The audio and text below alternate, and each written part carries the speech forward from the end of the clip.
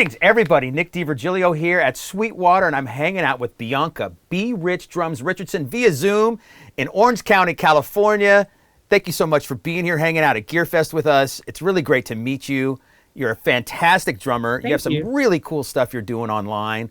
And it'd be cool to introduce you to the Sweetwater world and let people who may not know who you are. So give us a little rundown of who Bianca B. Rich Richardson is. That's such a long name. So hello world. My name is Bianca Richardson and I go by B Rich Drums on all social media platforms. I think people, my thing is that, I'm a drummer, but I think people know me as doing, going the extra mile and doing things with my green screen and really utilizing my SPD in my videos.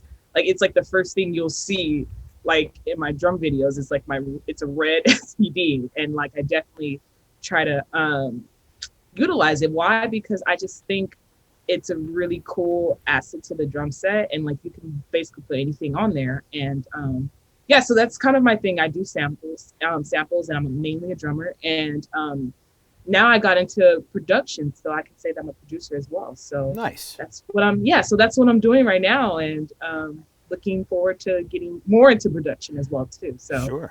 Yeah. Well, what you do is really unique. I mean, listen, there's we're all drummers, and there's a lot of noise out there in the internet world, right? There's a lot of drummers, and the competition is fierce, although we're all a family for sure. So it's good to have something that sets you apart. Your playing is fantastic. How long have you been playing drums? Ooh, it's so funny when people ask me this. It's definitely more than 10 years, but I just always go by default 10 years because I feel like after 10 years I stopped counting, but I want to say roughly probably counting, I would say 13 years. Okay. Yeah. Yeah. And what got you started playing drums? Let's see. I mean, let me see if I can summarize this story. So actually, it was kind of I started playing drums in middle school, and I didn't play drum set at all. I was so inspired by the drum line, how I felt when I saw the drum line, how the drums resonated through the hallways, and I would see when people hear the drums, how it just made people move, and I just was so fascinated how it was just literally just drums, no instruments or anything, just I saw the quads, the tenors, the snare, and I just realized wow, people can move without instruments. It was just the drums, and I thought how commanding that was, how it seemed. So I don't know, that was just my first my first introduction to drums, and then I don't know, it just kind of sparked something in me, and then I joined the drum line when I was in middle school, and I just kept playing. I kept doing the drum line through all my grade school, and then I actually started playing drum set after, which was in college. So it's kind of not, drum set is not fresh to me, but I actually started drum set later because I feel drum line and drum set, it's still drums, but it's a different mindset. They're different animals for sure. Yeah. So a typical drummer question when you first meet a new drummer. So who were you into? What kind of drummers inspired you when you were first getting into this?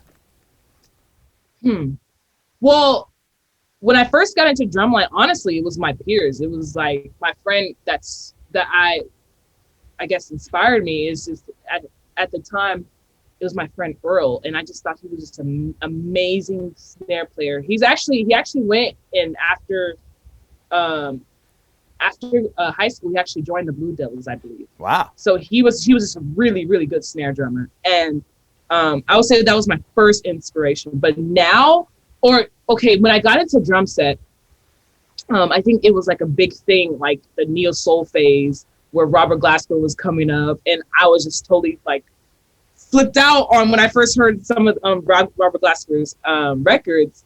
I think it was the Black Radio album. I was like, what is this drumming? It's so it was just messing with the time, because I think I was so used to hearing drummers kind of play on the beat, but sure.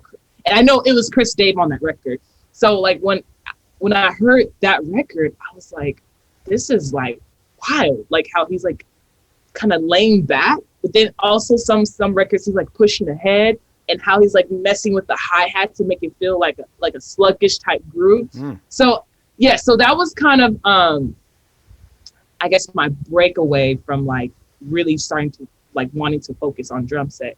I got a question for you. We're going to little left turn here. Being a female drummer, you know, you're making a living, you're doing your thing, and you're working hard.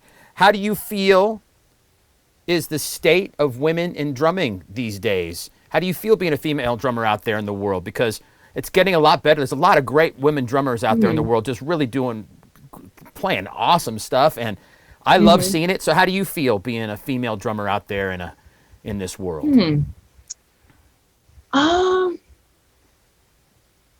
That's a funny question, because I don't like to think of me as, I mean, of course I'm a female, but like, I don't like to think of me as a female drummer. I just like to play drums. That's cool. That's a great way to answer it too. That's cool. Yeah, it's I know, like, you know, the whole feminist, or like people that stand, or like really strong in like, what's the word? Like being a feminist. And I wouldn't consider myself as that, because I just honestly just like to play with people. And I think that's just from my perspective. Now I do, and why I am strong about like women coming up and like taking more lead roles. So meaning like becoming producers, like MDs, like now that's something I want to see more. And I want to see more like women producing, because this is what I see a lot. I see a lot of women artists, but then there's always like, I'm not trying to get too deep, but like I always see like a male, like producing all these women artists. And I'm like, they'll be really cool to see the other way around, you know, like just in general, women taking more lead roles. Okay. Why I don't know why.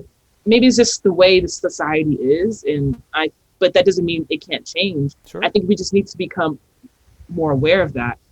So, I mean, that's just something that for me, I see, and I am a little bit passionate about that. And I think it starts with me, you know, instead of just talking about it, just do it. So that's why I have got into production, and just practicing like using Ableton every day, and just using, because I know like the whole tech stuff, like that's the techie side of things, like it's very tedious. You have to be patient with it. And I think with these, like with knowing you know, like Ableton or Pro Tools, and know how to at least work the basics, like I think those are really good tools to learn to help you step into more leadership roles, you know. So okay. Yeah, so that's great. That's a little something. Great answer. I like that. Yeah. Okay, so let's go back into the other lane again. Let's talk about your you sort of just brought up technology right there. Your videos are very cool. So my first question is, do you edit all of your own videos? I do. And it's, oh gosh, it messes with my mind a lot, because like I am alone a lot in my room, and I'm just trying to I don't know what else to do. I'm just in here and just trying to figure out things, and like half the time when I put things together, I'm like, I don't know if this is cool, but whatever, I have to break in and just do it. So yeah, I do the videos and everything myself. So let's keep going with the technology part of it. Let's get into your electronics around your kit. The SPD-S and the way you use that, and it looks like, from what I could tell, you're triggering some drums too. Am I right? Or are you just using the pad? I do use some samples, but now, since shout out to Tama for sending me this super dope kit. It is super dope. It's a mixture of, it's like this. My snares are different. It's not it's not part of the kit. Right. Actually, the snare the snare that I have, my side snare, is a 1986, and it's a walnut birch, and this thing sounds amazing. Nice. Like it's weird that I'm like hitting it as I talk, but like this is like, the side snare is like amazing. But yeah, shout out to Tama and Sam for hooking it up with the kit. And it actually in the Sonic video, when you guys show it, like you're gonna be able to hear like how the kid sounds. And I actually like my toms to sound really low for that 80s sound. Right. And I don't know, I'm a really big fan of the 80s and 90s. And I just like my toms to sound really low and fat. And I feel like this kit, you know, gives me that. Sure. So, but back to the electronics, I try to not use triggers on my drum set because I want to, like when I'm playing the drums, I want just the drums. Sound just the drums, you know. And now I had this thought when I was when I started doing the Sonic videos. I don't know if you've seen them, but I do like cover some of the, like Sonic the Hedgehog songs because I think they're super funky. Like for me, when I use samples, I try to use, I'm trying to go for this thing of like not using drum sounds, but using like sounds that are like different so people remember them. And I try to place them in parts of my videos so people can like remember that sound, not necessarily a drum, like not a clap or a kick. You know, I'll use that, but I try to incorporate actual like weird sounds so people, because I think it's a psychology thing. And I think when they think of my videos, they'll know me as like using like, I don't know, a bird sound or a crow sound, like, I don't know, like something weird, because I feel like that sticks in the person's mind more, because everybody uses SPD. Everybody uses that in video. I think, and this is something that a friend told me, because I didn't know what I was doing this. He pointed out, he said, it's just the sounds that you use and the place or this on where you place the sound in the video. And I tend to do like a sound in the beginning and the end.